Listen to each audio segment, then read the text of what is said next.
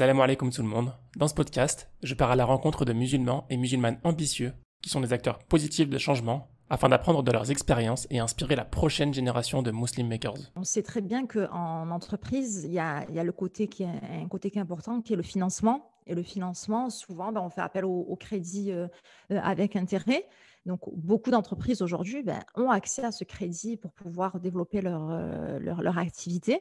Et nous, en tant que musulmans, ce crédit le crédit avec intérêt donc, est illicite. Et donc, ça. Dans cet épisode, j'ai le plaisir d'accueillir Rabia Tebiel, consultante en finance et en création d'entreprise. Au cours de ses études et de ses différentes expériences, Rabia s'est rapidement rendu compte que son éthique était heurtée par les pratiques traditionnelles de la finance. C'est pourquoi elle a décidé de prolonger son apprentissage en se formant à la finance islamique et de se mettre à son compte. À ce jour, Rabia a accompagné des centaines d'entreprises et de particuliers dans la définition de leur stratégie d'épargne et d'investissement éthique. Au-delà de toutes nos activités d'entrepreneurs qui sont super, qui sont exceptionnelles, on fait ce qu'on aime et on le fait justement en accord avec nos valeurs, en accord avec notre religion, et on arrive à avoir des projets vraiment magnifiques dans notre communauté. Je pense qu'il faudrait revenir à l'essentiel, c'est-à-dire aux relations humaines. Si ce n'est pas déjà fait, je t'invite à rejoindre les groupes Instagram et Telegram Muslim Makers. Les liens sont en description. Bonne écoute. Salam alaikum wa rahmatullah, Rabia. Alaykoum salam, Abdelrahman. Comment vas-tu? Alhamdulillah, merci, barakallahu fik. Rabia, c'est un vrai plaisir de t'accueillir sur mon podcast aujourd'hui. Alhamdulillah, tu m'as été recommandé par une personne de l'audience et j'ai pu voir ton profil, machallah, tu fais des choses vraiment intéressantes dont on va discuter aujourd'hui, Inch'Allah. Pour commencer, Rabia, je te propose de nous faire une petite présentation. Bien sûr. Alors, en tout cas, merci pour l'invitation. J'en suis complètement ravie. Surtout quand je vois les témoignages, les podcasts que tu as réalisés en amont. On en voit vraiment le travail, l'important travail que tu as réalisé auprès de la communauté. Donc, j'en suis vraiment ravie aujourd'hui d'être invitée à ton émission. Je te remercie. Alors, moi, c'est Rabia. Je suis consultante en finance et en création d'entreprise. J'accompagne aujourd'hui les entrepreneurs, mais aussi les particuliers dans la stratégie d'investissement et de business de manière générale. Alors, ça fait 6 ans que je suis à mon compte, bientôt 7 ans maintenant, et je suis issue en fait d'une formation en finance. J'ai été salariée dans un incubateur d'entreprise, et ensuite, naturellement, je me suis lancée à mon compte et j'ai commencé par accompagner principalement des personnes dans le lancement de leurs projets. Et maintenant, je suis vraiment plus spécialisée dans l'accompagnement sur la stratégie, le développement business. Donc, c'est vraiment sur la partie financière surtout, où j'accompagne les entrepreneurs, mais aussi les particuliers pour les aider à les accompagner à avoir une vraie stratégie d'investissement, une vraie gestion financière qui leur permet en fait d'être sereins avec leurs finances. Ok, machallah, c'est super intéressant. C'est quelque chose d'assez spécialisé. J'imagine que tu ne pensais pas faire ça quand tu étais plus jeune. Ça ne devenait pas en tête naturellement. Alors pour être honnête, j'ai toujours été très intéressée par l'économie de manière générale. Ouais. Je pense que c'est avec le recul où on voit en fait quand on est, on se dit c'est vrai que quand j'étais jeune, je lisais ça m'intéressait, etc. Donc c'est vrai que je pense que dès le départ, on sent quand même qu'on a une envie de faire certaines choses. Il y a des choses qui nous plaisent plus particulièrement. Donc c'est vrai que dès très jeune, je me souviens, je m'étais abonnée au magazine Challenge. Je ne sais pas s'il existe toujours ce Ouais. magazine. Mais c'était un magazine où souvent, il faisait des portraits de grands chefs d'entreprise, souvent du CAC 40. Et je me souviens, c'était même avant le lycée. Et donc, j'étais toujours intéressée par le business de manière générale. Et c'est vrai que très tôt, j'ai commencé, dès que j'ai pu, à avoir des petites entreprises. Et voilà, essayer d'accompagner dans mon entourage, etc., monter des petits projets. Donc, je pense qu'on sent quand même qu'on est fait pour ça, ou en tout cas, on est passionné par ça, parce que c'est vrai que quand on se lance à son compte, en général, forcément, on fait quelque chose qui nous anime, quelque chose qui nous intéresse, parce que sinon, ça fonctionne pas sur le long terme.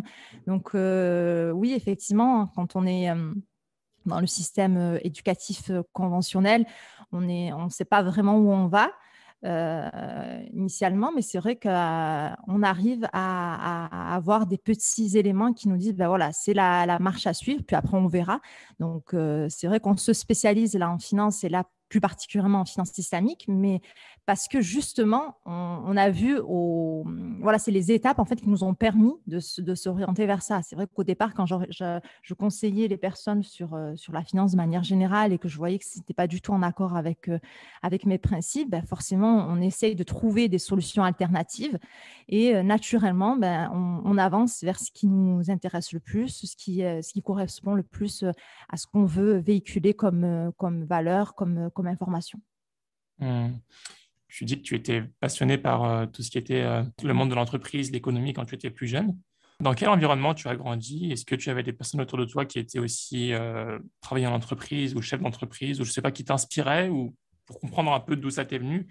Alors, non, pour être honnête, c'est vrai que j'étais dans un environnement pas du tout d'entrepreneur, puisque mon père était ouvrier, Mhm. ouvrier dans l'agriculture, donc c'était vraiment la première génération. Mhm. Donc non, j'étais pas forcément entourée de personnes qui étaient entrepreneurs et je pense que c'est pour ça que ça a mis du temps aussi à se développer parce que c'est vrai que quand on est entrepreneur, il y a vraiment voilà, il y a des réflexes à avoir quand même et il faut les apprendre. Et c'est vrai que je pense avoir mis un peu plus de temps que quelqu'un qui aurait été dans un environnement plus business. À savoir que c'est vrai que mon activité en tant que salarié m'a permis pendant 6 ans de côtoyer des entrepreneurs et d'accompagner des entrepreneurs. Donc, c'est là où justement ça m'a permis d'en connaître beaucoup plus sur l'entrepreneuriat de manière générale. Mais c'est vrai que l'environnement initial pourrait vraiment accélérer les choses. Ça n'a pas été le cas pour moi, mais ma première expérience professionnelle m'a permis tout de suite de me mettre dans le bain de l'entrepreneuriat. D'accord. Et tu as fait des études en commerce, en économie? Alors moi, c'était purement de la finance, puisque j'ai fait effectivement la fac d'économie, mais orientée finance, finance d'entreprise et finance de marché. Donc j'étais vraiment sur le côté finance pure. Et c'est là où en fait je me suis rendu compte que l'entrepreneuriat, ce qui m'intéressait le plus dans l'entrepreneuriat, parce que c'est vrai qu'aujourd'hui on le voit, hein, quand on accompagne des projets, il y a une partie quand même qui est importante dans l'entrepreneuriat, qui est quand même l'état d'esprit, le mindset, toutes ces choses-là qu'aujourd'hui, on voit beaucoup de personnes s'orienter vers ces formations-là pour pouvoir se développer dans l'entrepreneuriat. Mais moi, j'ai toujours été dans le côté vraiment financier de l'entreprise, c'est-à-dire vraiment le côté business plan, Mhm. études de faisabilité, études économiques. Donc, encore aujourd'hui, je suis plutôt sur cette partie-là, levée de fonds. Donc, oui, je suis dans le côté entrepreneur, mais vraiment le côté financier. Est-ce que ton entourage comprend un peu ce que tu fais? Non, enfin, c'est vrai que c'est assez. Enfin, quand on est entrepreneur, c'est assez particulier parce que c'est vrai que aujourd'hui, surtout quand on est une femme aussi, on travaille beaucoup de chez soi. On a vraiment un emploi du temps qui n'est pas forcément régulier. On n'a pas forcément de routine, hein, pour être honnête. C'est vrai que c'est pas. On n'est pas dans des routines classiques. Donc, c'est vrai que c'est très compliqué. Et surtout qu'aujourd'hui, moi, j'accompagne différentes entreprises. Donc, les missions sont très différentes. Vraiment, l'accompagnement est très différent parce que c'est quelque chose qui est très personnalisé. Aujourd'hui, l'avantage de pouvoir accompagner des entreprises comme celle-ci, c'est justement de leur proposer quelque chose qui soit vraiment très personnalisé. Donc, on voit bien qu'il faut être polyvalent quand on est Mhm. entrepreneur. Ça, c'est une chose. Donc, c'est vrai que pour l'entourage, c'est très compliqué de savoir réellement ce qu'on fait. Mhm. Euh, Tu leur expliques comment? mais alors, ben, concrètement, on sait que je suis dans le, dans le business, c'est-à-dire que j'accompagne des entreprises. Ouais. Après, concrètement, même moi, aujourd'hui, il est très difficile de définir exactement ce que je fais, puisqu'aujourd'hui, en fonction des personnes, que ce soit des entrepreneurs ou des particuliers, ça peut être très, très différent. Parce que Mhm. l'objectif, c'est vraiment de proposer quelque chose qui soit un accompagnement qui soit sur la stratégie, qui soit très personnalisé, parce qu'on voit bien qu'au niveau financier, même si on a tous le même objectif, c'est-à-dire d'avoir vraiment une sérénité financière et un développement stratégique serein, la mise en action, le plan d'action est très différent selon le type de structure qu'on accompagne et aussi selon voilà, la personne et ses aspirations. D'accord. Donc, tu as dit que tu as travaillé dans un incubateur. C'était ta première expérience? C'est ça, ouais, ouais. J'ai accompagné donc des porteurs de projets, donc on appelle ça des porteurs de projets avant Mhm. la création de l'entreprise. Donc dans justement la définition du projet, voir si le projet peut être viable et surtout on les accompagnait sur le test de l'entreprise puisque on avait cette possibilité dans cet incubateur de prêter en fait un numéro SIRET, ce qu'on appelle une couveuse d'entreprise. On Mhm. prêtait le numéro SIRET à l'entrepreneur qui lui permettait de tester l'activité réellement pendant une certaine période. Donc, Ok. euh, donc, ça permettait justement de pouvoir tester l'activité face justement au public cible. Mhm. Et on les accompagnait. Et moi, particulièrement, je faisais les formations, tout ce qui était en gestion financière, voilà, tout ce qui était le business plan. Et toi, tu voulais travailler dans un incubateur? C'était ton choix ou tu t'es Non, retrouvé ben un peu par hasard? non, je pense que c'est par hasard. Je pense que notre première expérience professionnelle, je pense qu'on l'a tous un peu par défaut des fois. Mais oui, je pense que c'était un peu par défaut, mais j'en étais très, très ravie. C'était une expérience très, très enrichissante, surtout qu'on avait ce côté social aussi dans cette Mhm. structure, puisqu'on accompagnait principalement des demandeurs d'emploi qui développaient leur projet, parce que souvent, hein, on devient entrepreneur aussi parce qu'on veut se créer son propre emploi. Donc, on avait ce côté un petit peu social qui m'a beaucoup, beaucoup intéressée, puisqu'il faut savoir que quand on est en fac d'économie, c'est vrai que on est, quand on est, voilà, de manière générale, quand on a des études universitaires en économie, finance, on voit énormément le côté pécunier, le côté financier, etc. Mais il y a tout ce côté social, surtout 10 ans, ça fait 10 ans hein, que j'ai terminé mon master. On ne voyait pas en fait tout l'impact social, sociétal que pouvait avoir en fait le business. Donc à l'époque, on parlait uniquement de rentabilité dans nos filières et on Mhm. voyait très peu l'impact que cela pouvait avoir sur la société, une entreprise, ou même au niveau environnemental. C'était des notions qui n'existaient pas du tout.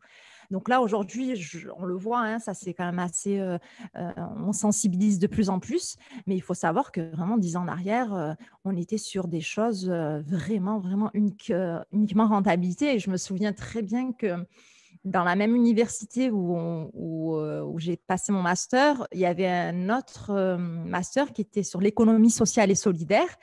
Mhm. Et nous, ils nous voyaient vraiment comme des gros business, des étudiants business qui ne pensaient que rentabilité. Et vraiment, à l'époque, je n'arrivais pas à comprendre leur vision Mhm. des choses, vraiment, parce que nous, effectivement, à la fac d'éco, on était vraiment orienté uniquement rentabilité, en fait. Hein. Quand on faisait des simulations de scénarios, d'entreprise, toutes ces choses-là, mais il n'y avait que le côté financier qui était mis en avant, clairement. Hein.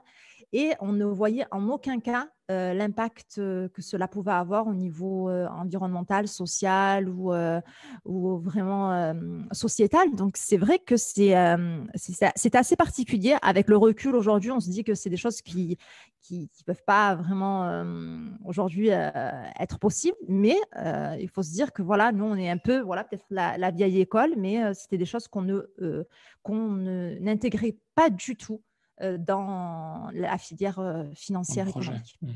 Ok, Ouais, vraiment. d'accord. Tu as décidé par la suite, ou peut-être que je sais pas ce qui s'est passé, mais tu t'es mis à ton compte. Est-ce que tu peux nous expliquer un peu la transition? Alors, je pense que naturellement, j'ai accompagné donc pendant 6 ans des personnes qui ont lancé leur projet.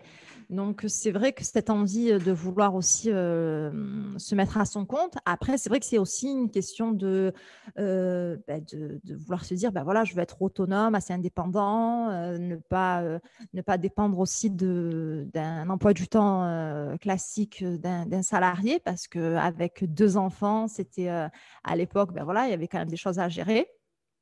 Et, euh, et donc, je me suis dit, pourquoi pas se lancer à son compte. Et surtout aussi au niveau même religieux, ça permettait de pouvoir avoir une pratique religieuse un peu plus simple que d'être en entreprise sur des horaires cadrés.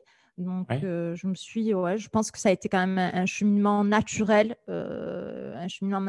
même si ça a été effectivement c'est sortir quand même d'une situation assez stable Mmh. financièrement pour aller vers quand même l'inconnu.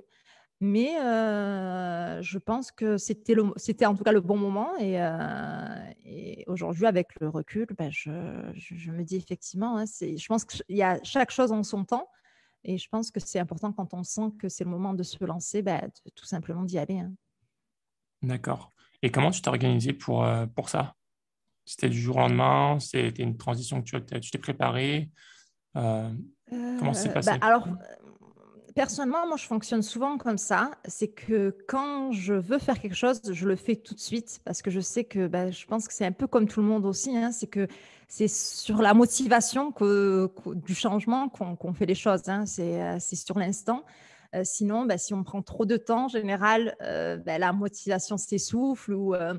Donc, en général, quand j'ai décidé de partir, ça s'est fait très, très rapidement. Peu importe, en fait, j'avais négocié à l'époque une rupture conventionnelle. Ça se faisait encore, on va dire.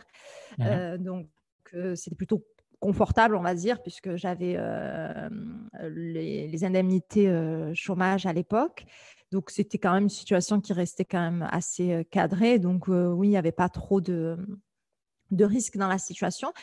Et c'est vrai que, étant donné que j'avais accompagné des entrepreneurs, c'était quand même le boulot que je faisais. J'ai suivi les conseils que je donnais tout simplement pour me lancer. D'accord. Mais je veux dire, en termes de plan, tu savais que tu voulais te mettre à ton compte.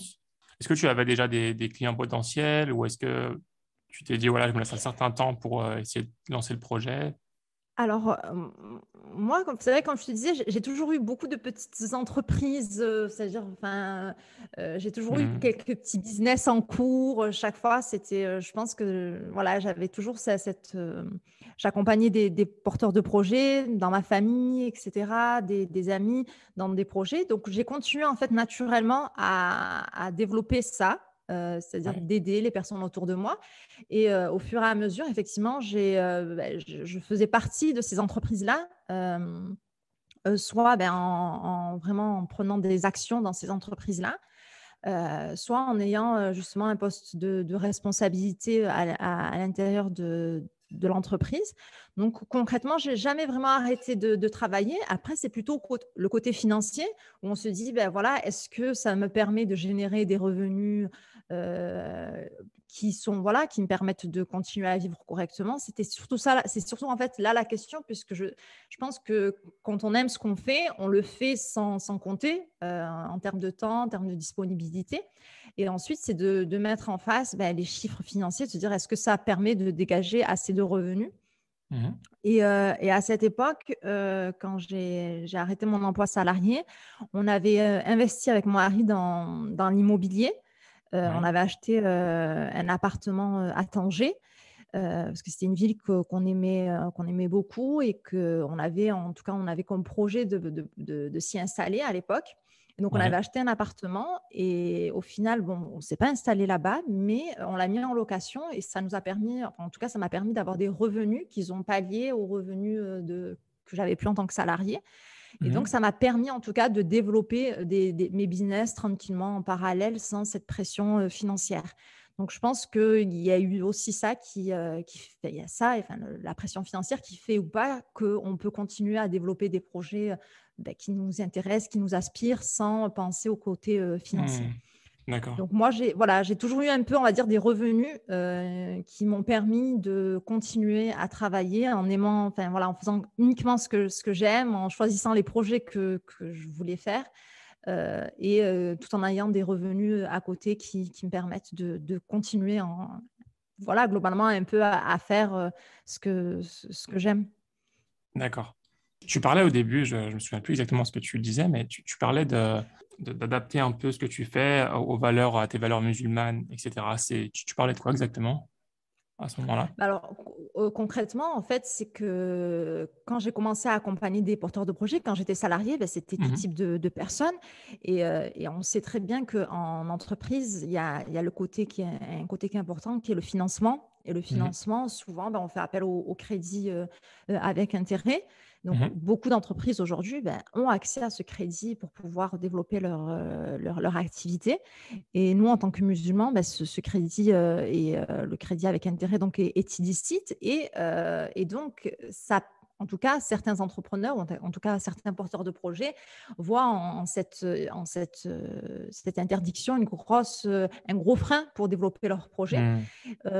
Et vraiment, et en fait, je me suis rendu compte que c'était effectivement juste une barrière un peu plutôt psychologique et qu'il y avait d'autres alternatives qui permettaient en tout cas de lancer des projets. Et c'est là où justement j'ai dû me former en finance islamique, parce que je me suis D'accord. dit, voilà, il était important de pouvoir conseiller au mieux les entrepreneurs. Voilà, non seulement, voilà, il y a un obstacle effectivement, mais il y a peut-être des alternatives, des solutions.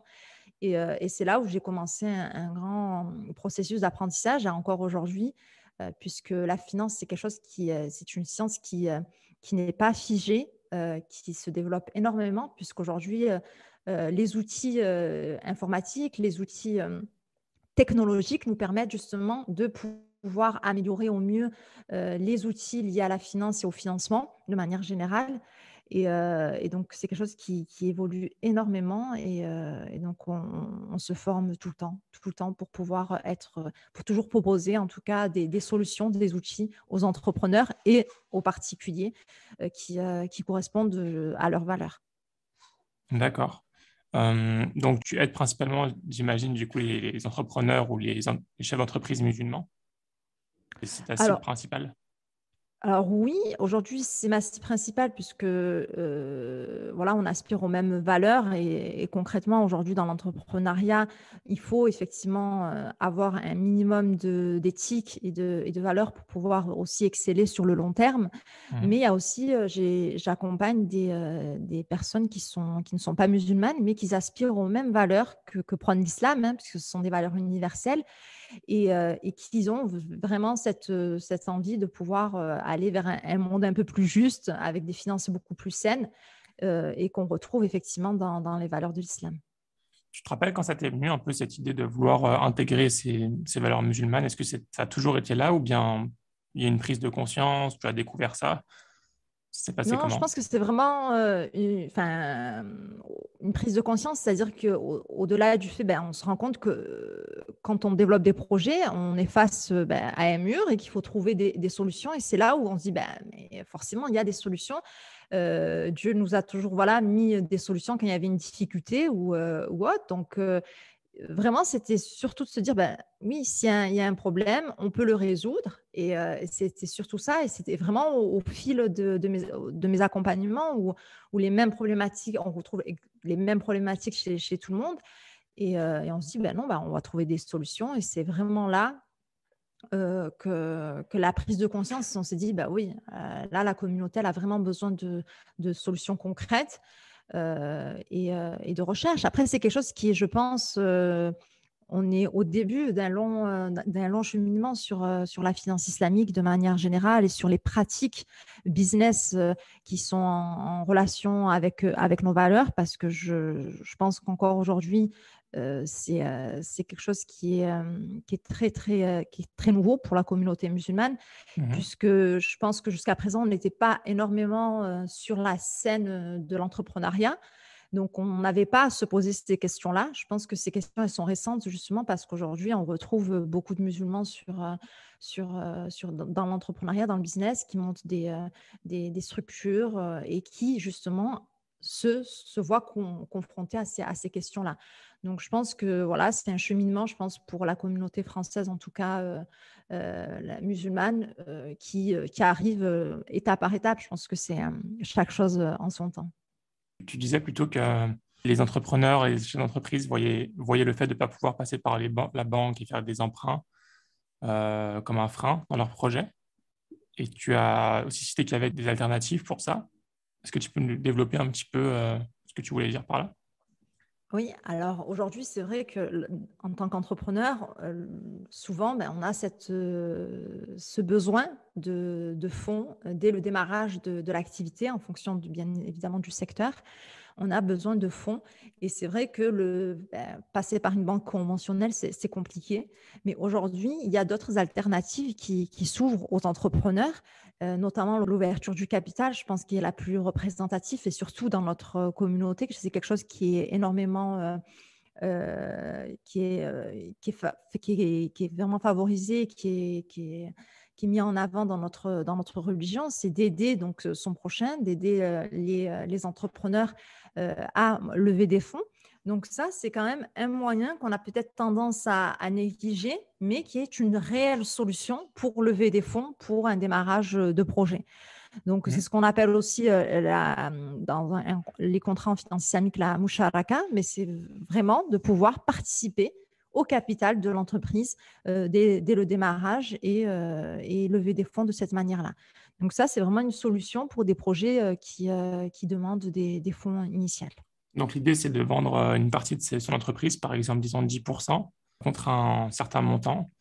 Et l'idée, en fait, c'est que l'entrepreneur, le chef d'entreprise, fait une projection sur la croissance de son entreprise pour proposer à l'investisseur de racheter ses parts plus tard à une valuation, à une valuation plus élevée. Éventuellement, éventuellement, mais c'est aussi la possibilité de rester aussi dans le capital de l'entreprise. Moi, aujourd'hui, je suis dans le capital de plusieurs entreprises en tant que actionnaire, hein, tout simplement. Et en fait, on Mhm. reçoit des dividendes.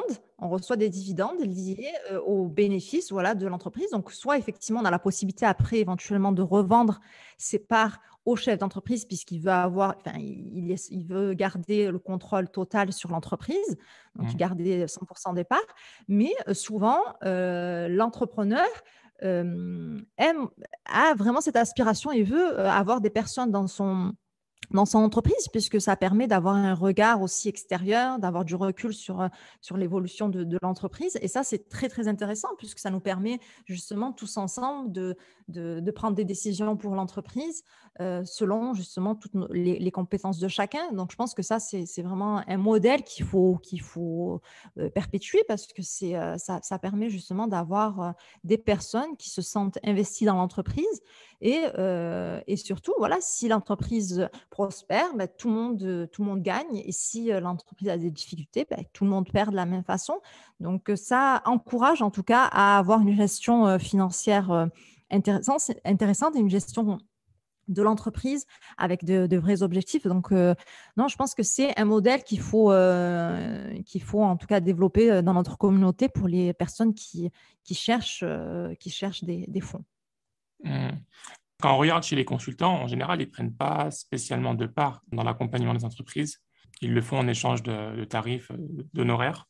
Et dans ton cas, tu dis que tu as investi ou peut-être tu as reçu sous forme de part des paiements ou je ne sais pas comment c'est passé. C'est un choix personnel ou c'est pour peut-être aider des entreprises qui n'avaient pas forcément les moyens ou pourquoi est-ce que tu as autant de parts dans des entreprises que tu aides? Alors aujourd'hui, j'accompagne je suis dans 5 entreprises Ouais, actionnaires, ok. mais c'est vraiment indépendant des honoraires liés aux consultants, au travail que je fais en parallèle. C'est vraiment Hmm. des choses qui sont totalement différentes. Mais voilà, je prenais ça comme exemple pour vraiment encourager les personnes autour de nous, quand on a des personnes qui lancent des projets d'entreprise, voilà, de les accompagner en mettant voilà, de l'argent dans l'entreprise et ça permet justement de pouvoir les aider sur le lancement en général, hein, mais aussi après, des fois, sur le développement. Le type d'entreprise que tu accompagnes, c'est quel type d'entreprise? Des startups qui débutent, des entreprises de taille moyenne, des PME, enfin, c'est quel type d'entreprise que tu accompagnes? Non, aujourd'hui, vraiment, on est sur quand même des PME. On est sur des PME, mais la plus grosse entreprise que j'accompagne, on est sur 50 salariés. D'accord. Ok. Quand tu as commencé à développer ton activité, comment est-ce que tu as fait quand tu as trouvé tes clients, pour leur prouver que tu avais la légitimité, oui, pour les aider à développer leur projet? Est-ce qu'ils te connaissent, enfin, tu avais déjà une belle image, qu'ils te connaissaient ou tu as dû te vendre? C'était quoi la difficulté derrière pour toi? Sincèrement, quand j'ai commencé, ça a été vraiment le bouche à oreille. Donc, c'est vrai que j'ai pas Ouais. eu cette problématique-là. J'allais pas taper aux portes. Enfin, c'était pas, voilà, on n'était pas dans le dur. C'était vraiment le bouche à oreille. Et c'est vrai que sur mon activité, on n'a pas besoin de beaucoup de clients pour pouvoir, voilà, pour financièrement tenir, puisque Hmm. globalement, voilà, on a enfin, je pense sur l'année, quand j'ai commencé en tout cas, il suffisait d'avoir à peu près moins de 8 clients, je pense, pour pouvoir avoir un revenu qui était l'équivalent de mon emploi salarié. Donc, quand j'ai commencé, c'était plutôt voilà, un seuil de rentabilité qui était assez correct, puisque les prestations de conseil sont quand même facturées en fonction donc, du temps estimé. Donc, ouais, on était sur. Donc, c'est vrai que ça peut aller très, très vite, en fait, puisque voilà, le bouche à oreille fait que voilà, quelqu'un qui veut lancer son activité, ben, voilà, on me contactait et puis on travaillait sur ça. Après, c'est vrai qu'au début, au lancement, on compte vraiment pas à nos heures. Donc, ramener ça aux heures de travail, ce serait pas du tout, c'est pas du tout rentable, hein, concrètement, hein.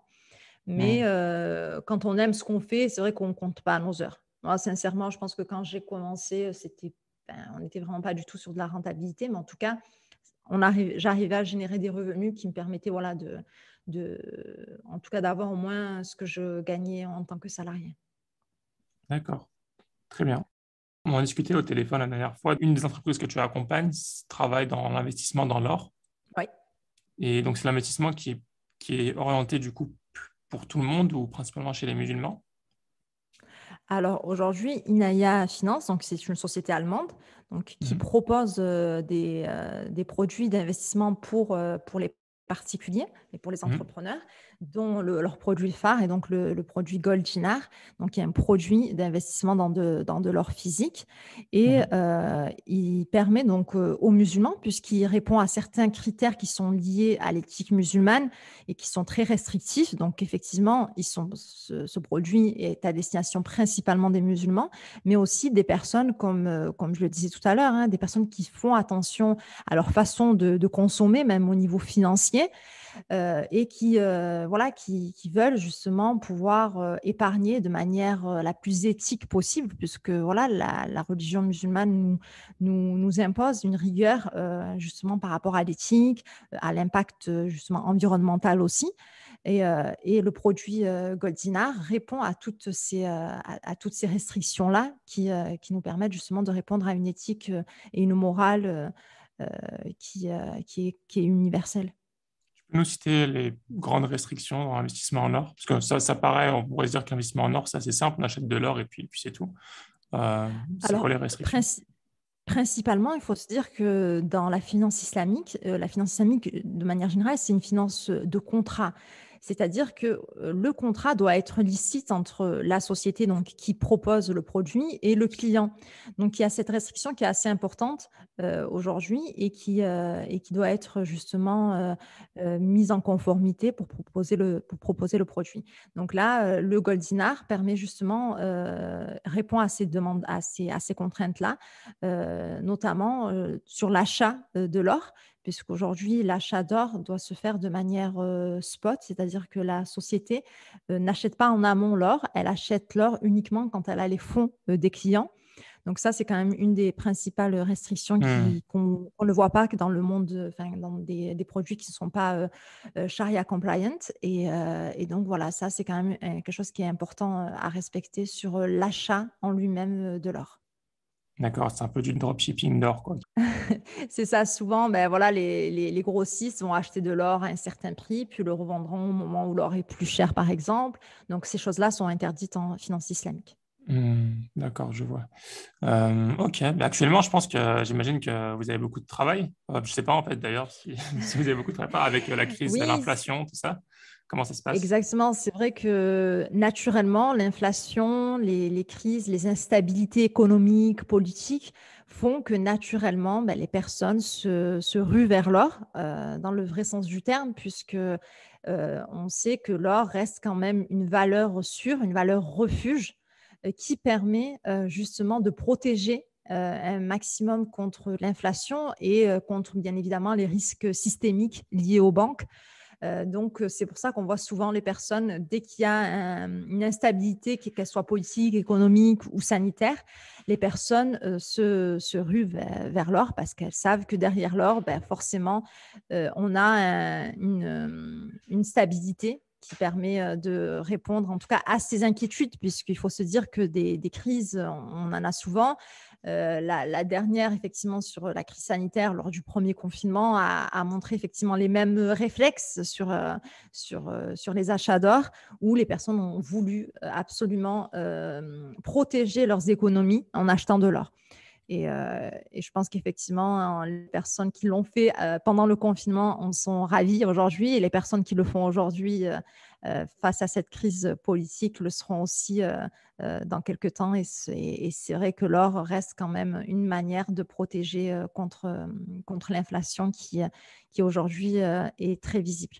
D'accord. Et quand on achète de l'or, on le reçoit en physique ou est-ce que vous gardez l'or dans des coffres? Alors, il y a la possibilité de le recevoir, mais le service comprend le stockage. Donc, c'est vrai qu'aujourd'hui, nos habitudes de fonctionnement, hein, globalement, privilégient quand même le fait de garder l'or stocké dans des coffres forts.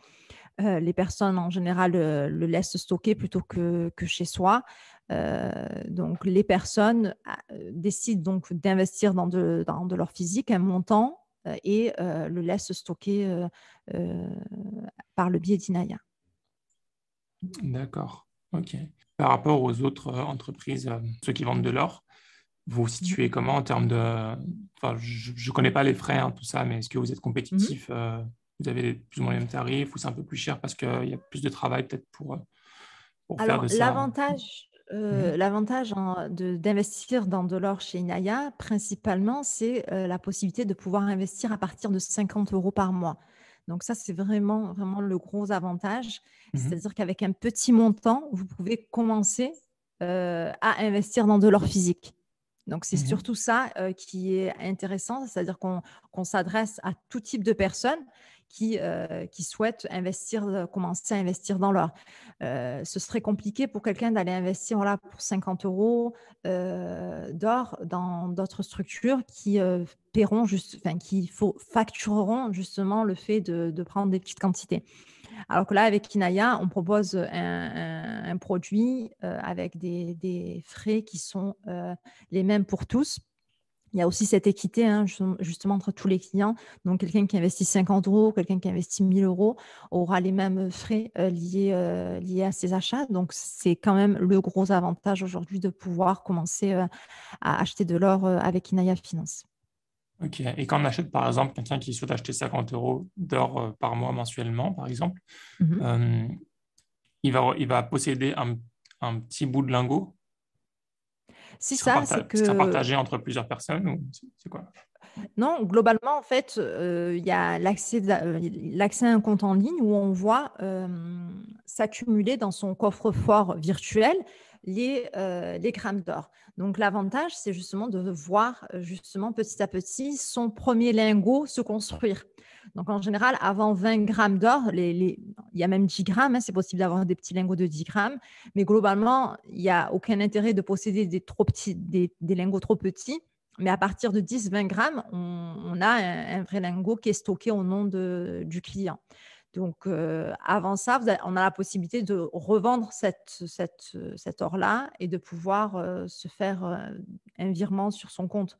Donc, après, ça dépend vraiment les clients et ce qu'ils veulent réellement faire de leur investissement, de leur achat d'or. Mhm. Mais oui, tout est possible. D'accord. Et quand on revend, quand on achète, ça se fait en temps réel? C'est ça, exactement. Dès que, en fait, toutes les transactions doivent se faire spot, c'est-à-dire que lorsqu'Inaya achète pour le client, ben, c'est dès la réception du montant. Et lorsqu'on revend, c'est dès la réception de la transaction. Donc, la vente se fait au cours du jour. Ok. Et vous vous revendez du coup à qui? Je suis par curiosité. Comment vous Ben, faites? c'est sur les marchés. Donc, soit il y a la possibilité, en fait, où on revend directement, puisque l'or, l'avantage de l'or, c'est que c'est très liquide. On dit que l'or, c'est pour ça qu'on paye la zakat sur l'or, parce que c'est quelque chose qui est très liquide, qui est Mhm. facilement revendable. On n'est Oui. pas sur de l'investissement comme de l'immobilier ou autre produit financier. On est sur quelque chose qui est revendable immédiatement sur les marchés, puisque l'or, il y a toujours une demande en face de l'offre. Mhm. Et du coup, chez le marché principalement du coup européen ou français, vous voyez une tendance d'achat d'or chez les musulmans qui croît ou qui change? Alors, je pense que c'est vraiment dans notre culture, hein, l'or, ça a toujours été dans notre culture, dans notre tradition, enfin dans notre religion de manière, générale. L'or a toujours été mis en avant, dans le Coran, donc les musulmans sont habitués quand même à acheter de l'or. Ouais. Je pense que c'est juste la manière, dont on le faisait avant qui est différente par rapport à aujourd'hui et c'est pour ça qu'Inaya, a développé et développe ce produit aujourd'hui en Europe puisque justement notre façon de consommer, est différente et là, elle permet justement à la communauté musulmane d'acheter de l'or sans toutes les restrictions qu'on peut avoir quand on achète de l'or puisqu'avant, par exemple, nos mères achetaient de l'or en bijoux, par exemple, pour pouvoir. Mais aujourd'hui, c'est quelque chose qui se fait beaucoup moins, puisque ben, les femmes portent beaucoup moins de bijoux en or aussi, et le stockage est compliqué. Donc là, en achetant de l'or lingot 24 carats, ben, ça permet aux personnes d'investir toujours de la même façon, toujours comme ça a toujours été fait, mais de manière un peu plus moderne, tout simplement. Fiscalement, ça a des implications d'investir dans l'or? Alors aujourd'hui, l'or, on a encore cet avantage, en tout cas en France, qui est considéré encore comme une marchandise, hein, c'est-à-dire vraiment c'est de l'achat d'or physique. En tout cas, quand on parle d'or physique, hein, c'est encore considéré comme une marchandise. Donc, la détention de l'or n'est pas soumise à taxation. C'est uniquement lors de la revente où l'administration fiscale demande une déclaration de la plus-value. Mais D'accord. détenir de l'or n'est pas imposable. Tant qu'on ne revend pas, on n'a pas, y a pas de transaction, donc Exactement, donc c'est rien n'est encore un taxable. avantage. C'est ça, c'est Hmm. un avantage quand même qui est pas négligeable aujourd'hui lorsqu'on veut protéger son épargne. Ça permet justement voilà, de le mettre dans de l'or en profitant en tout cas de l'effet, qu'absorbe, l'or, au niveau de l'inflation. Donc c'est quelque chose qui peut être très intéressant en fonction bien évidemment des projets de chacun, puisque l'objectif, hein, c'est pas justement d'investir dans l'or pour investir dans l'or, hein, mais avant tout de rapporter ça à un projet, puisque nous, dans notre communauté musulmane, on sait très bien que le plus important, c'est de faire tourner notre économie, d'investir dans des projets. Et c'est pour ça que le côté, justement, investir dans les entreprises est important. Et donc, c'est pour ça qu'il faut donner toujours du sens à notre épargne de manière générale, que ce soit dans l'or ou tout simplement en banque. Du coup, tu disais que si on revend notre or, l'État taxe sur la plus-value, peut-être, je sais pas, peut-être 20% ou je sais pas combien ils prennent en France de la plus-value. C'est ça, en fait, il y a deux régimes d'imposition qui sont différents. Donc, en fonction justement du nombre d'années de détention, c'est dégressif. En fonction de la plus-value et du foyer fiscal, il faudra choisir le meilleur, enfin, le plus avantageux du système de taxation, tout simplement. Ok. Ouais, c'est super. Et au niveau de l'héritage aussi, comment ça se passe, tu sais? Peut-être un peu complexe, mais Alors au niveau de l'héritage, ça va rentrer justement, enfin quand on a de l'or, ça va rentrer justement dans, la succession, de manière, assez similaire à n'importe quel autre actif qu'on aurait, dans la succession. Donc le compte, Goldinar, ben voilà, hein, si la personne elle a pour, 100 000 € d'or, rentrera dans sa succession, en fonction de si elle a fait un testament ou selon les règles du pays où elle est. et si les héritiers gardent l'or en physique, ils sont pas aussi taxés sur ça? Ou ils sont-ils taxés sur... Bah alors, ensuite, ça dépend la traçabilité de Ouais. l'or. C'est vrai que c'est de l'or physique, donc c'est compliqué des fois de pouvoir tracer justement les différentes étapes de détention. Mais ensuite, c'est à chacun de faire justement de manière individuelle sa déclaration. Non, je veux dire, si par exemple, je sais pas, un parent détient 5 000 € d'or, il a deux enfants, enfin deux héritiers par exemple, qui récupèrent du coup 50 000 €, mais qui le gardent en physique. est-ce que ils sont taxés parce que c'est de l'héritage ou est-ce que s'ils gardent l'héritage sous forme physique, ils seront eux taxés sur la revente aussi? Alors, c'est deux choses différentes, puisque effectivement, s'ils l'ont Mm. pas revendu, ils ne seront pas taxés sur la plus-value, puisqu'il n'y aura pas de plus-value. Par contre, au Mhm. niveau de l'héritage, oui, il y a une taxation sur le montant lié à la succession. Mais c'est vraiment deux Ouais, choses différentes. d'accord, donc il y a double taxation. En France, ils sont durs. Ouais. Ah oui, ouais, il faut vraiment vouloir y rester. N'est-ce pas, Abdelrahman? Ouais. Ouais, Singapour, on est bien traité, alhamdoulilah. Euh, ok, d'accord. Je voulais terminer sur un sujet, donc sur ta gestion de vie pro, vie de famille.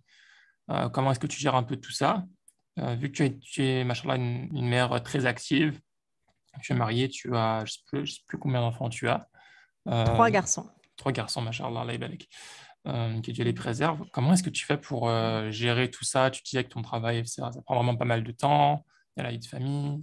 Ça demande une organisation derrière, une grosse organisation. Tu gères bien?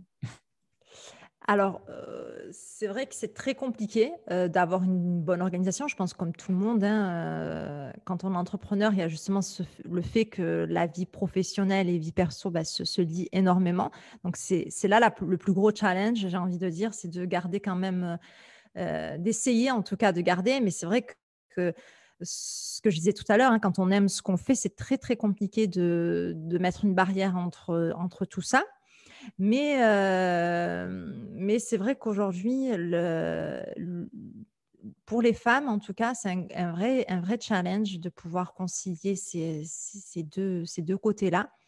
Après, j'ai un mari qui est très aidant, qui me soutient énormément dans toutes les démarches, enfin, dans tous mes projets, hein, même les plus farfelus. Donc, Hmm. ça aide énormément. Je pense que voilà, hein, on est très, très complémentaires.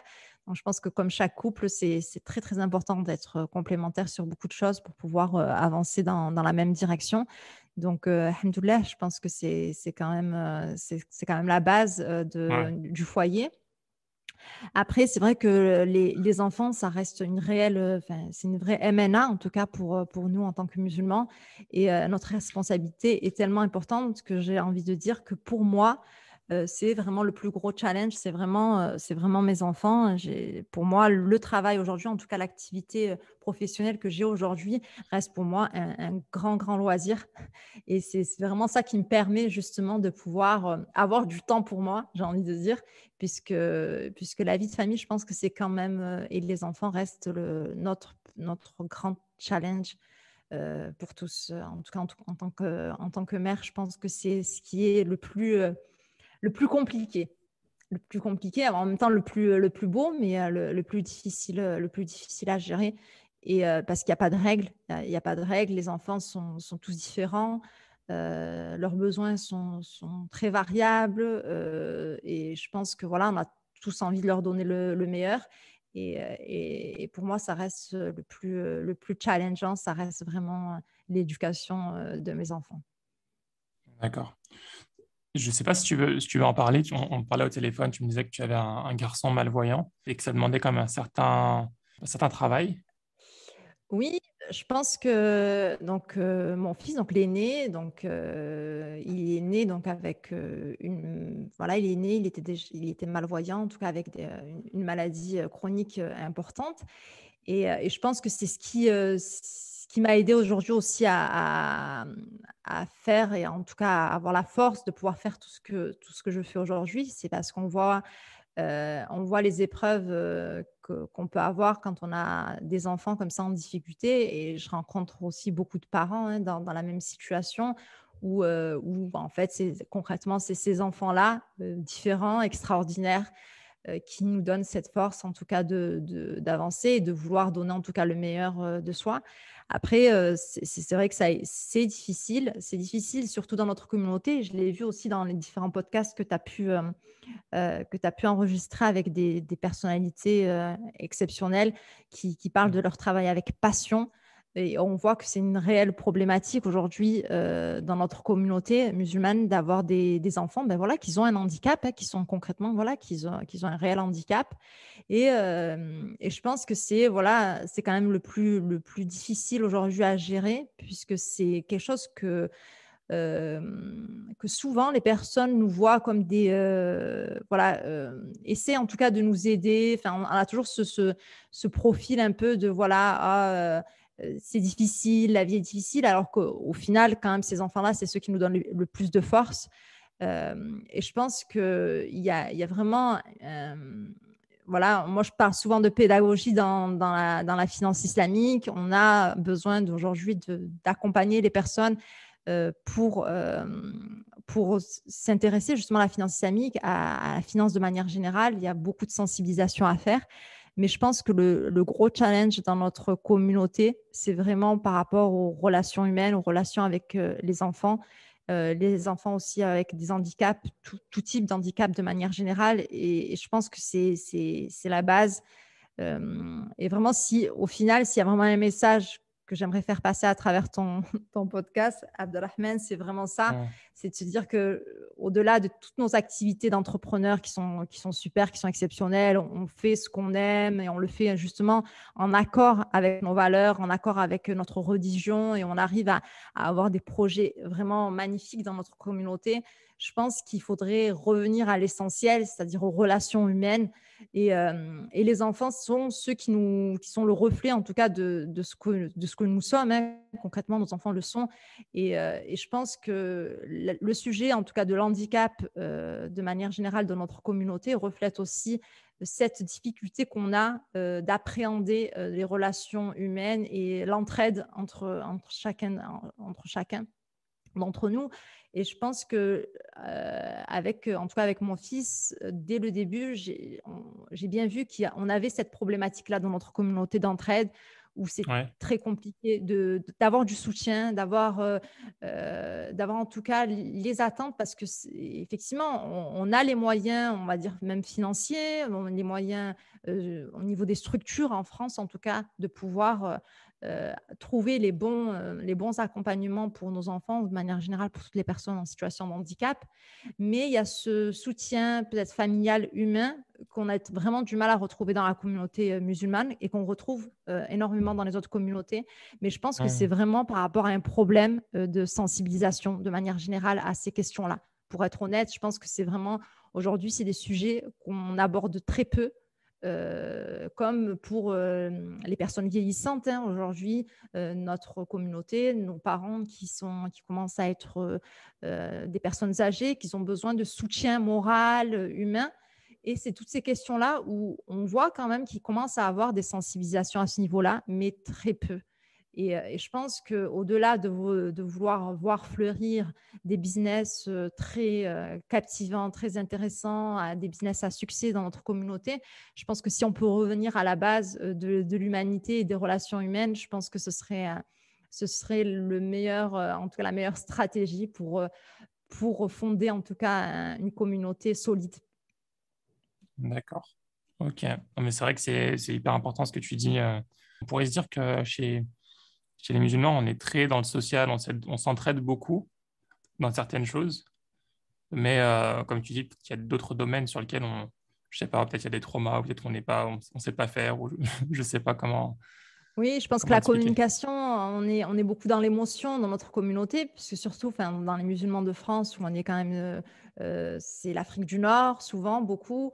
Ouais. Donc, c'est les personnes du Sud, Afrique, etc. Donc, on est beaucoup dans l'émotion, mais très peu dans l'action quand même sur ces questions-là. Mais voilà, je pense que c'est comme tout. On a besoin de personnes qui sensibilisent sur ces questions-là de manière générale et qui en font une force, et pas seulement voilà, des freins à notre communauté. Donc, je pense que voilà, en tout cas, moi, dans ma démarche, c'est vrai que je parle beaucoup business, beaucoup finance, beaucoup toutes ces choses-là, beaucoup argent. J'essaye de sensibiliser au maximum pour que ce soit en accord avec notre communauté, mais on a besoin de personnes qui puissent parler des relations humaines de manière un peu plus profonde. Hum. Comment est-ce que toi, ça t'a affecté du coup de devoir... Enfin, c'est quoi qui t'a affecté en fait avec ton enfant? Qu'est-ce qui s'est passé qui t'a affecté spécialement? Enfin, sincèrement, moi, je pense que c'est vraiment il y a vraiment un manque important, en tout cas, de la communauté musulmane dans ces secteurs-là, globalement. C'est-à-dire aujourd'hui dans la santé, c'est-à-dire que Mhm. on retrouve très peu de soutien et de personnes investies dans ces domaines-là, de manière générale, Ouais. dans notre communauté. Et je pense que c'est justement parce que c'est des milieux voilà, où l'humain prend une place importante, où il y a le côté, ben, il n'y a pas de côté financier dans ces choses-là. Hein. Il y a pas de gain proprement dit financier. Le gain, il est beaucoup plus profond. Et malheureusement, je vois très peu de personnes s'orienter vers ces domaines-là, de la santé, voilà, du médico-social. On parle beaucoup voilà, de business lucratif et très peu voilà, de santé où l'humain est vraiment au centre de la question. Mhm. Et je pense que vraiment, moi, voilà, c'est ce qui me, voilà, ce que j'ai envie vraiment de faire passer, c'est que aujourd'hui, oui, la communauté musulmane, elle a besoin de ça, puisque moi, j'ai été vraiment confrontée à un vide total de la communauté musulmane sur ces questions-là. C'est-à-dire, il n'y avait pas d'aide, pas de soutien, pas de conseils ou quoi que ce soit pour... Exactement. Mhm. On ne trouve pas aujourd'hui cette vision-là partagée par les musulmans. On le trouve énormément dans d'autres communautés, mais vraiment pas dans la communauté musulmane. Ok, ok, d'accord. Bon, c'est un appel, hein. C'est un appel ouvert. Les personnes qui sont intéressées à travailler dans le social, pour qui c'est une passion, pour qui c'est quelque chose qu'ils voudraient faire. Sachez quoi, là, il y a une grosse demande, il y a un gros besoin dans la communauté musulmane. Ouais, je pense vraiment en tout cas il y a le mérite ça a le mérite de pouvoir être creusé parce que c'est vrai que on a une tendance à orienter les personnes uniquement vers des secteurs d'activité qui sont lucratifs proprement dit, mais celui-ci peut l'être également, mais d'une autre manière. Hmm, très bien. D'accord. Bah écoute, Rabia, je pense qu'on a traité tous les sujets, les grands sujets que je voulais traiter. Je vais essayer de terminer par des petites questions que je pose habituellement. Est-ce que tu as des routines que tu suis quotidiennement ou tous les mois ou régulièrement qui t'aident à progresser? Pour être honnête, pas vraiment quelque chose de particulier à partager, si ce n'est que je me forme tout le temps. C'est-à-dire que je fais toujours des formations. J'ai toujours une formation en cours. Mhm. Je suis toujours inscrite soit à une formation online, soit en présentiel. Mais depuis 6 ans que je suis entrepreneur, Mhm. j'étais toujours en formation. Voilà, peu importe la durée que la formation me prend en termes de timing sur mon emploi du temps, j'essaie toujours d'avoir une formation en cours. D'accord. Tu apprends quoi actuellement? Tu te formes sur quoi? Alors là, je suis encore en formation sur la finance islamique. Ben Mhm. justement, là, je me suis inscrite au MBA de finance islamique avec l'Institut El Razali. Donc Ok. là, j'ai cette formation-là. Basket Paris, c'est ça? C'est ça, oui. Mhm. Voilà. Ok. Et pourquoi est-ce que enfin, tu fais toujours des formations? C'est quelque chose, c'est une habitude, c'est quelque chose que tu trouves indispensable pour progresser ou... Ah, moi, je pense qu'aujourd'hui, on est dans un monde qui va beaucoup Mhm. trop vite. Et si on veut être en tout cas à jour, et aussi parce que c'est quelque chose, enfin, en général, c'est des choses qui nous passionnent, il est essentiel de se former constamment. On n'est plus du tout dans le modèle ben voilà, ancien, hein. C'est-à-dire que bon, les personnes se formaient à un métier, puis exerçaient ce métier pendant des années et faisaient des mises à jour, on va dire, de temps en temps. On n'est plus du tout dans ce modèle. Et je pense que aucun secteur d'activité aujourd'hui ne pourrait dire qu'il est dans cet ancien modèle-là. Avant, c'est vrai qu'il y avait certains secteurs qui allaient beaucoup plus rapidement que d'autres et du coup, ben voilà, les mises à jour, les formations étaient assez fréquentes.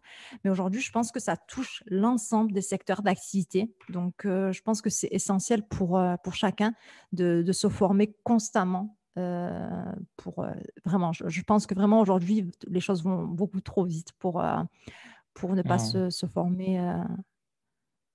Voilà. C'est quelque chose que tu inculques, est-ce que c'est quelque chose qui transparaît dans l'éducation que tu as chez tes enfants? Ah oui, bah, en fait, tout simplement, ils me voient faire, hein. Moi, je pense que la meilleure façon de transmettre quelque chose aux Mhm. enfants, c'est de nous voir faire. Et ils le voient que je suis totalement tout le temps en train de travailler, enfin de me former, hein, concrètement, de passer des examens, des certifications. Donc, ils participent, hein, globalement à tout ça. Donc, ils le voient que, ben voilà, là, je vais avoir un examen. Ils voient que je suis stressée. Ils le voient, voilà. Donc, ils participent, tout ça. Et donc, ils le voient.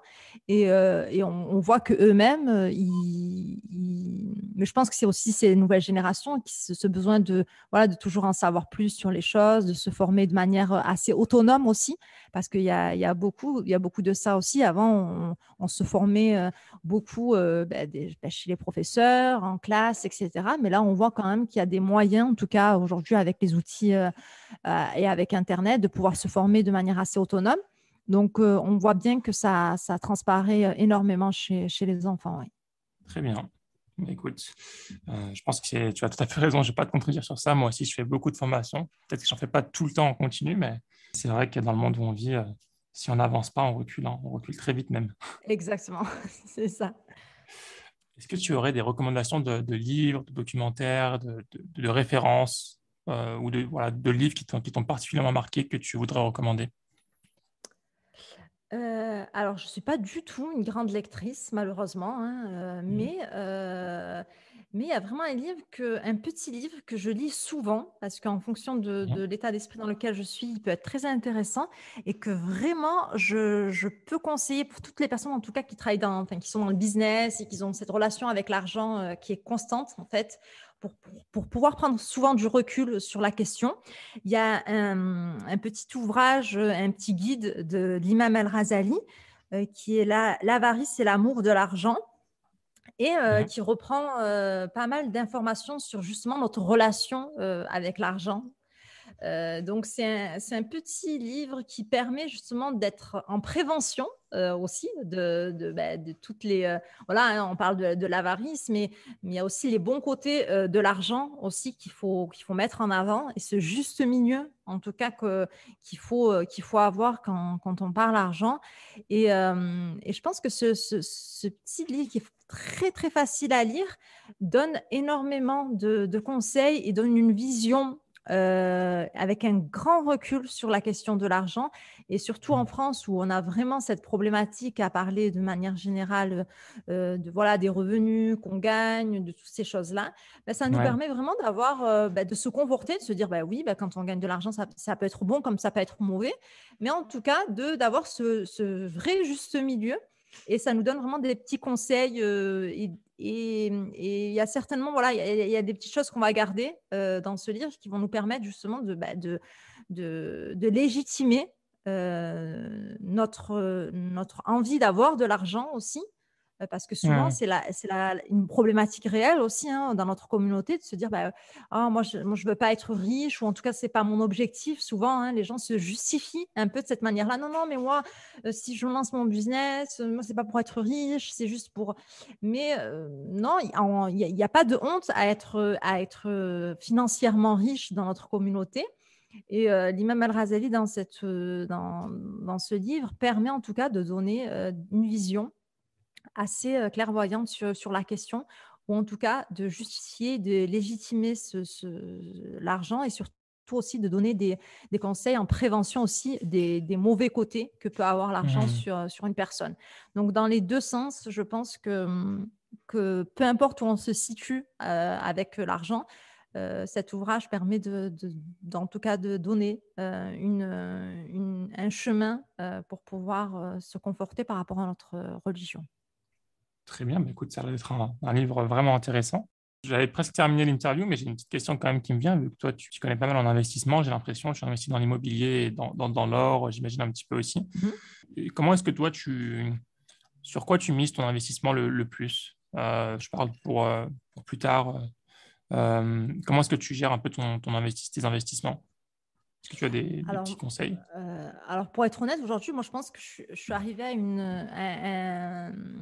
un montant, en tout cas une capacité financière qui me permet justement de pouvoir vraiment être en sérénité complète avec l'argent, puisque j'ai effectivement investi dans l'immobilier. Aujourd'hui, on a acheté 3 biens immobiliers, donc qui nous Mhm. permettent de pouvoir avoir des revenus locatifs. Et pour arriver à ces achats immobiliers, parce que pour moi, quand même, l'immobilier reste la manière de pouvoir générer des revenus le plus correctement possible. Oui. Mais pour arriver en tout cas à ces achats immobiliers, on a dû passer par une phase d'épargne qui a Mhm. été importante. Et l'investissement dans l'or, enfin, l'épargne dans l'or en achetant de l'or physique, ça Mhm. permet justement de pouvoir préparer son épargne et ensuite investir dans l'immobilier. Donc moi, je pense Ok. que vraiment, ce modèle-là, en tout cas, enfin, ce modèle que nous, on a utilisé, permet en tout cas en toute sérénité de pouvoir accéder à un patrimoine financier intéressant assez rapidement avec un peu de rigueur, bien évidemment, hein, et Mhm. d'organisation. Mais aujourd'hui, étant donné qu'on n'a pas beaucoup de solutions, en tout cas qui sont compatibles avec nos valeurs, Mhm. l'étape et épargner dans de l'or physique sur du moyen long terme, ça peut être très intéressant. Et Mhm. ensuite, investir dans l'immobilier reste un schéma ou en tout cas une stratégie classique pour les musulmans, en tout cas en France. D'accord. Donc, si je comprends bien, ce que vous avez fait pour acheter vos biens immobiliers, ce que vous mettiez de côté, en fait, vous le mettiez de côté sous forme d'or. Puis vous avez Exactement. utilisé cet argent pour, quand vous aviez suffisamment de cash ou d'argent pour investir dans l'immobilier, vous avez revendu votre or et vous l'avez investi dans l'immobilier. Exactement. Et je pense que c'est un schéma Mhm. qui peut correspondre en tout cas à une majorité dans la communauté, Mhm. puisqu'on est quand même des personnes, en tout cas en France, où on a une relation avec le risque qui est très, très faible. Ouais. C'est-à-dire qu'on n'aime pas, voilà, on n'aime pas les choses risquées. Bon, après, je pense que c'est notre mentalité en tant que Français avant Mentalité tout. CDI. C'est ça. Donc, oui, je pense que c'est en tout cas un modèle qui peut correspondre à beaucoup. Mais encore une fois, voilà, chacun mérite d'avoir une stratégie vraiment personnelle et de définir sa stratégie d'investissement. Mais globalement, je pense que c'est quelque chose qui peut correspondre à beaucoup. Très bien. Écoute, merci pour ton partage. Rabia, c'était un plaisir de t'avoir accueilli. Ah oui, j'ai une dernière question. Heureusement, il ne faut pas que j'oublie celle-là, du coup. Si une personne, ou un auditeur ou une auditrice souhaite suivre ton travail, d'une part, ou bien te poser une question, est-ce que c'est possible? Bien évidemment, vraiment ça, c'est quand même le plus intéressant, je pense, dans mon travail et dans mon activité d'entrepreneur, c'est les échanges qu'on a avec toutes les personnes qu'on rencontre, hein. Donc, c'est vraiment, je peux passer des heures, en tout cas, à parler avec une personne sur les investissements, sur l'immobilier ou autre. Donc, toutes les personnes qui ont vraiment des questions, même très générales, et qui souhaitent des conseils, vraiment de manière totalement gratuite, hein, ils peuvent me contacter sur Instagram, sur Facebook, sur LinkedIn ou directement par mail. Il suffit juste de m'envoyer un petit message voilà, sur tous mes réseaux sociaux. Il y a mon email et voilà, on est à échelle humaine, je pense encore, hein. Donc, Mhm. c'est avec plaisir qu'on peut planifier voilà, un échange téléphonique ou par mail pour répondre aux questions. Si je peux aider, c'est vraiment, vraiment avec plaisir.